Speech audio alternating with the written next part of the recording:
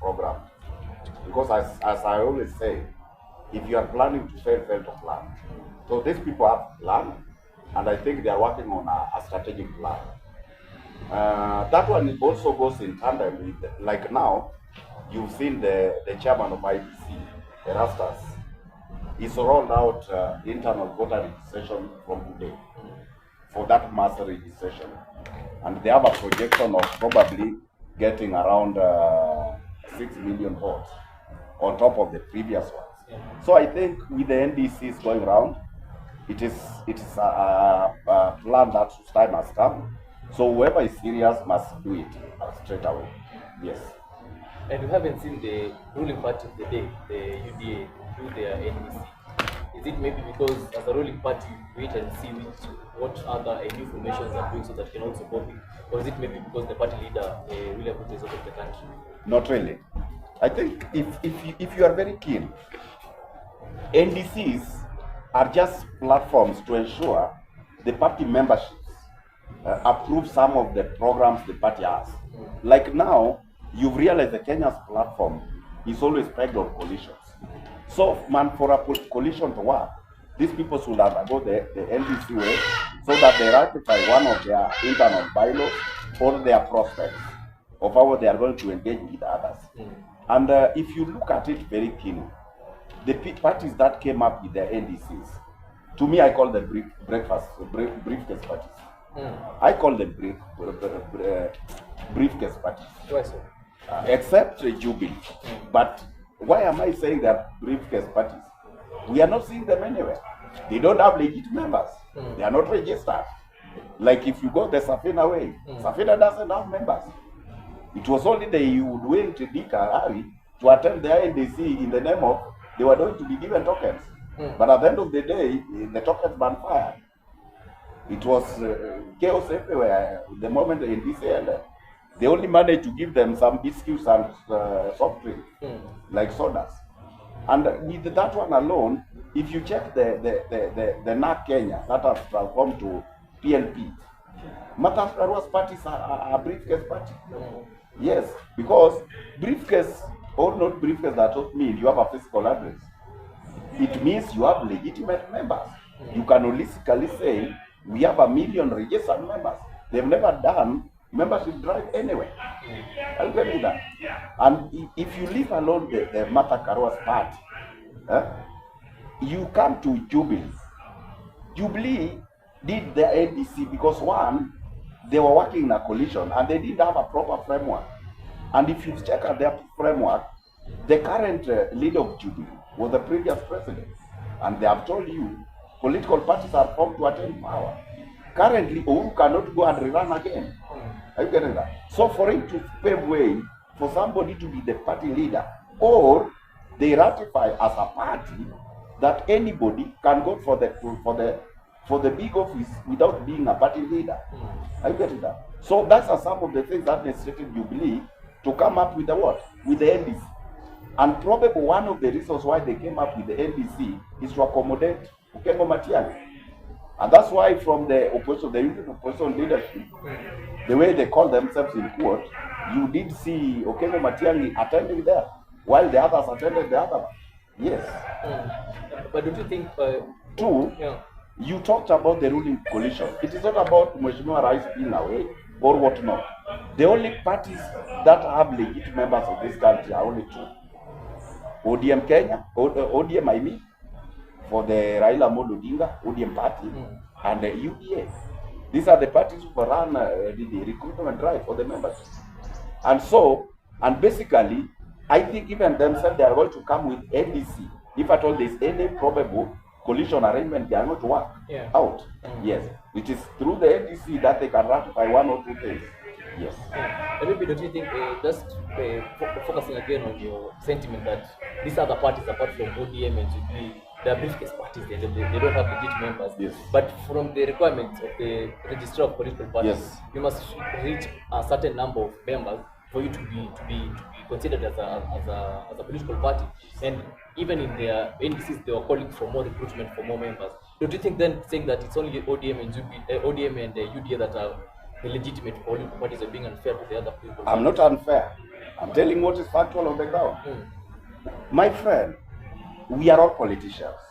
But of the two politicians, you get artificial politician and organic politician.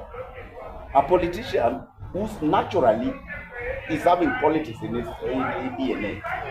That person, whether you take him or aware, you get that person being a politician. But there's a person who is a politician who's being driven by something, either for material gain or to attain a certain office. Because, like, for example, you might realize somebody might be elected in an office, but the moment that person leaves that office, you not even realize whether he or she exists.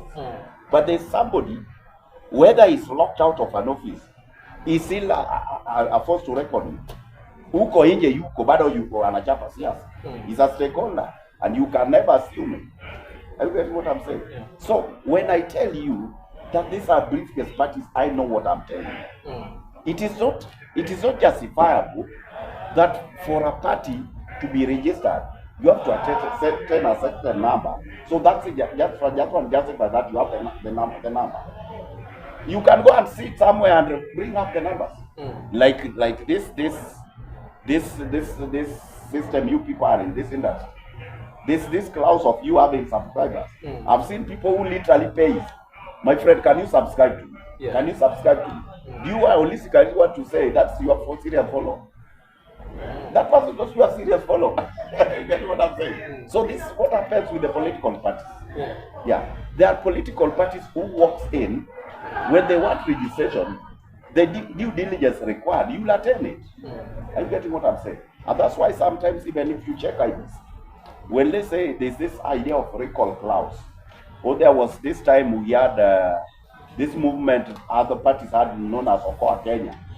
You getting that? You work out signatures, but when you take them to the IBC for verification, you realize half of them are hogwash. They are not legitimate signatures. Are you getting that? So just coming up with the names and what not. You can have a system where you lobby people.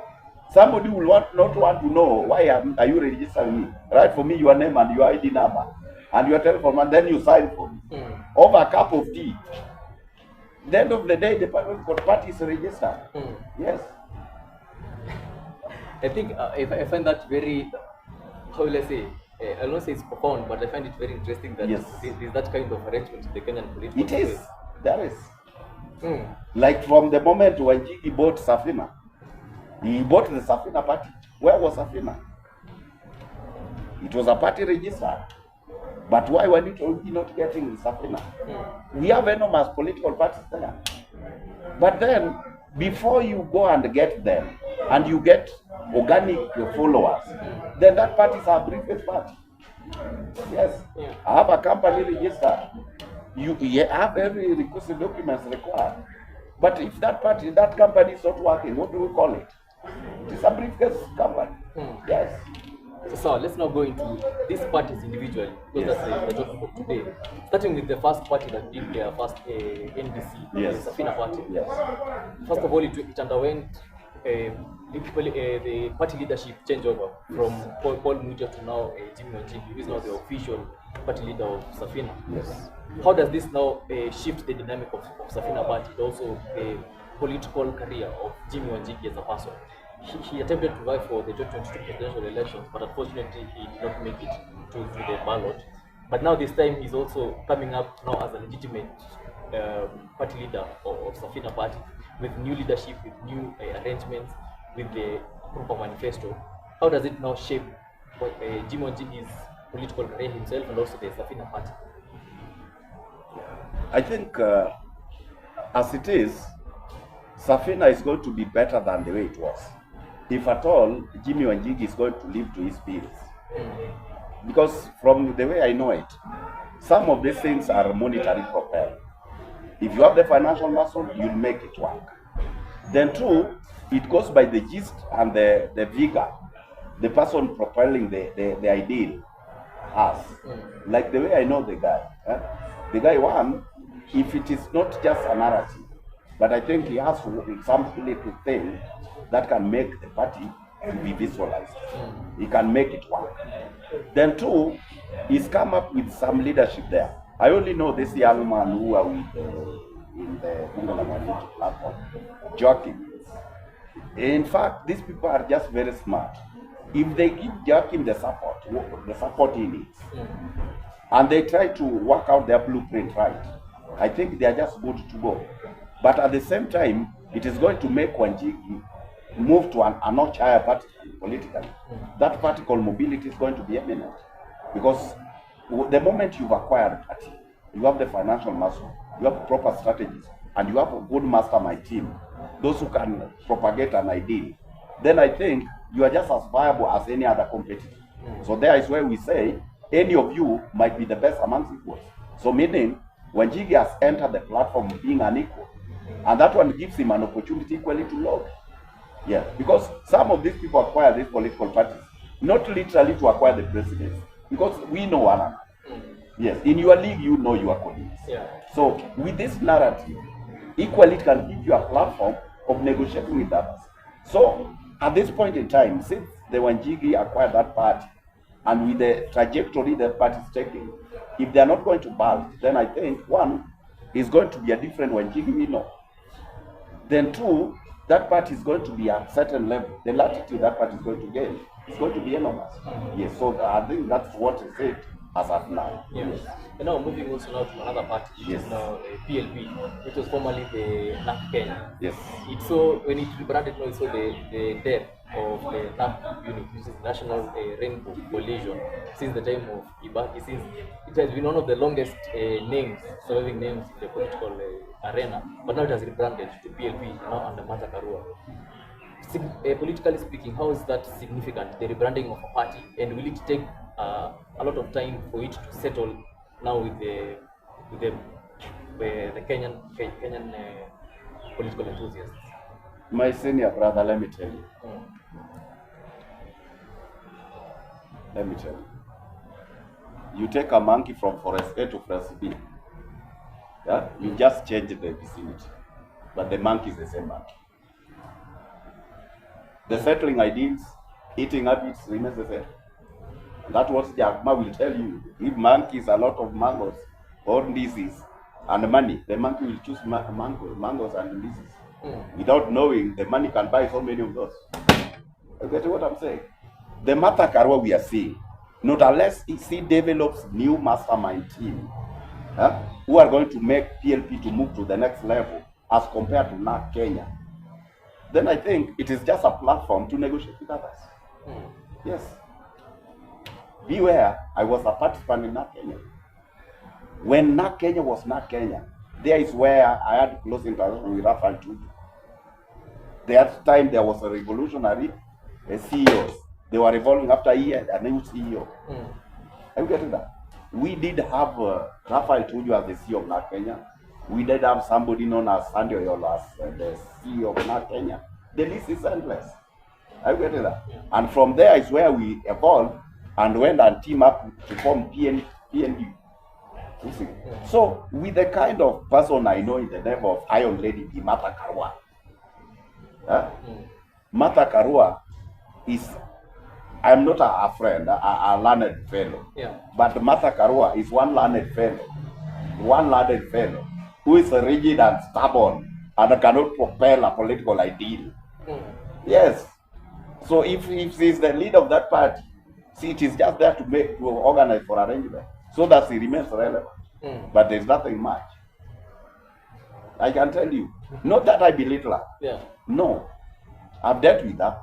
In politics, let me tell you, you have to cede so many grounds. Because when you are going to lead a people, beware. The biggest percentage are the district lot. You go academically, you go the per capita wise, you go health wise, you get age wise. When I tell you that, if you now do demography on education setup ya Kenya, walio wengi ni wajinga. Si eti hawajasoma, but ukiweka the caveat, where do you justify wale wamesoma? Utapata hakuata. Wale wengine do not even want to know where we wamefika. Are you getting that? So hiyo tukikuja masomo. Ukikuja walio wengi ni wakina nani? The young generation. Unanielewa? Alafu wangapi unasema wale wako health wise?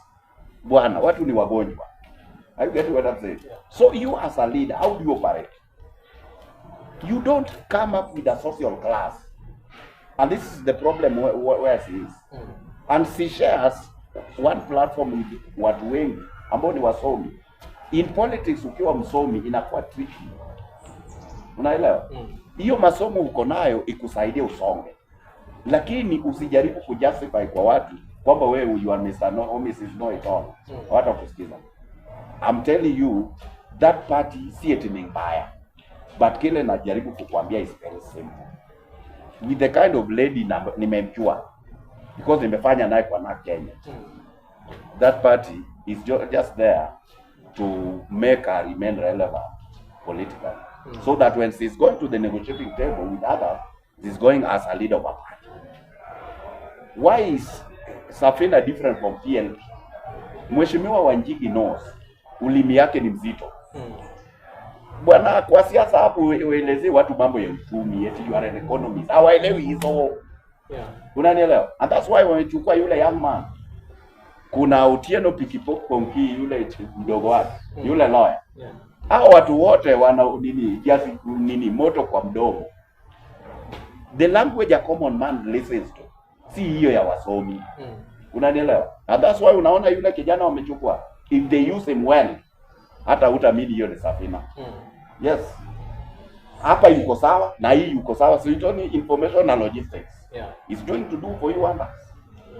Are you getting what I'm saying? So that's the way hizo vitu ziko.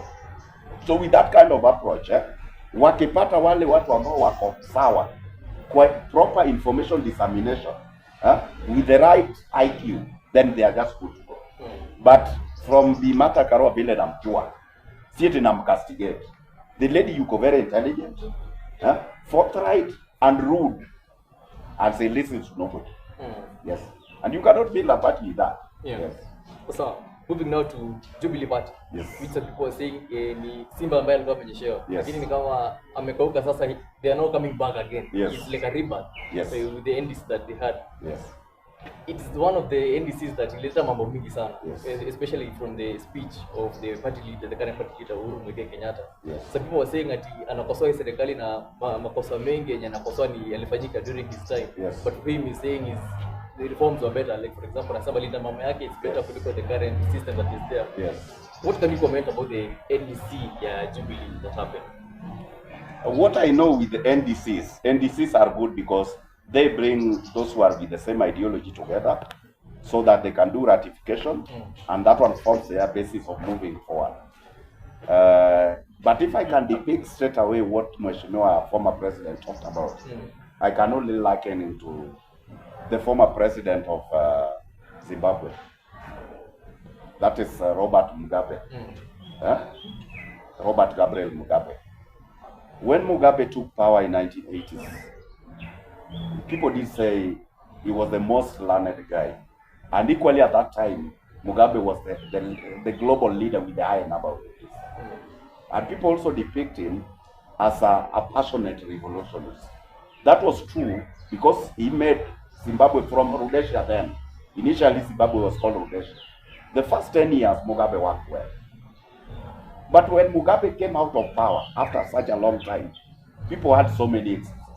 Some were saying he messed up because his wife Sally died, and so he married another one, so things went to the door. Some were saying he became political captive of his buddies, his comrades. That one is story for another day. What became apparent when Mugabe was leaving office, he left Zimbabwe with a central bank with no currency. That's the time, just a loaf of bread, you could push a whole wheelbarrow with money to go and buy a loaf of bread. So meaning that money had no value globally. So that's the only way I can justify Uhuru Kenyatta. Yes, he did what he did, but if you want to justify what I'm saying, wakati watu wakicastigate the current president, people are comparing with who? Kibaki and not Uhuru. Why? And Uhuru was the president. Uhuru doesn't have a legacy. Yes, he doesn't have a legacy, my friend. Even if myself, from where I come, with the arrangement of the broad-based government, the only thing with the corporation of Uhuru Kenyatta, the only thing we got from Luenyansa was the renovation of the fire in Kisumu. No ministry, no PS, no anything. So what did he do? He oversaw some of these nonsensical things. Tell me, from the moment Ruto acquired power, have you ever seen Al-Shabaab in Kenya? Have you ever had even one single bomb blast? The Uhurus, you know, the Dusit ones, the Garisas, watoto wetu wanachinjwa kama ng'ombe. What was happening? So that's one. Can he compare the Ruto's administration and his? He was running the country with the subsidies and loans. He has Ruto done that. During Uhuru's time, every month, every 14th, energy regulation was hiking prices of fuel. Are you getting what I'm saying? So there are enormous things. From the time Uhuru left up to now and his tenure, Uhuru oversaw importation of everything through water commerce. It was only this time round, because of deficit of fertilizer, that Ruto has allowed the importation of mchele, rice. So what else? Was Uhuru paying 1.1 trillion in terms of faida? Ya loan ilikopwa. He wasn't. But Ruto is now paying for this. So what I'm saying is that with the Uhuru sentiment, I can only round it off to its respect on the audience he was addressing. And let me tell you, Uhuru was addressing his clansmen. He didn't tell the Luos that usichague Ruto hata wasaidia. Alikuwa anapeleka watu Sagana, alikuwa anapeleka Wajaluo na Waluo. Si alikuwa anapeleka watu hapo. Na ndiye alikuwa na address pale. Haukusikia wanasema I told you. And that one comes from the basis where I've told you, Jubilee as a party do not have membership. So he got his people to the plenary in the name of delegates to ratify NDC's and Jubilee. Yes. And the Jubilee, the NDC and Jubilee is a blessing in disguise to the sitting president. Why say that? But he's going to make Ruto come for a second time. Usiku wa mapema sana. Mchana wajua Ruto yuko ndani. I think you've called me here, but you don't call me an analyst. You've called me as an analyst. Yeah. Hiyo nimeonea 18. Tell us more about that. Jubilee issue is very simple.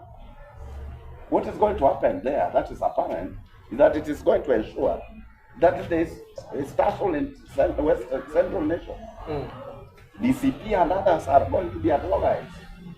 And what Uhuru is doing with the Jubilee is trying to remain very relevant. Remember, Uhuru left power when he was 62. I'm getting that. So currently he is 64. When Ruto will be leaving power for 10 years, it's going to be 64. So Uhuru must remain relevant for the empire's, Kenyatta's empire to remain afloat. If he feels in the thin air, what is going to happen? Remember, it was shamba yake na mbuzi zake ndio zilichukuliwa. So he must make sure he is relevant politically so that the empire remains intact. Yes. So he's working on Jubilee to ensure Ruto comes back. He's only going to break tussle in his home ground.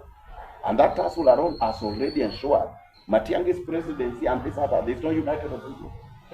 So the worst case scenario, we are going to go for arena. And with the arena, let me tell you, number 1 and number 2 cannot make a leader. Number 1 and number 3 only make a leader.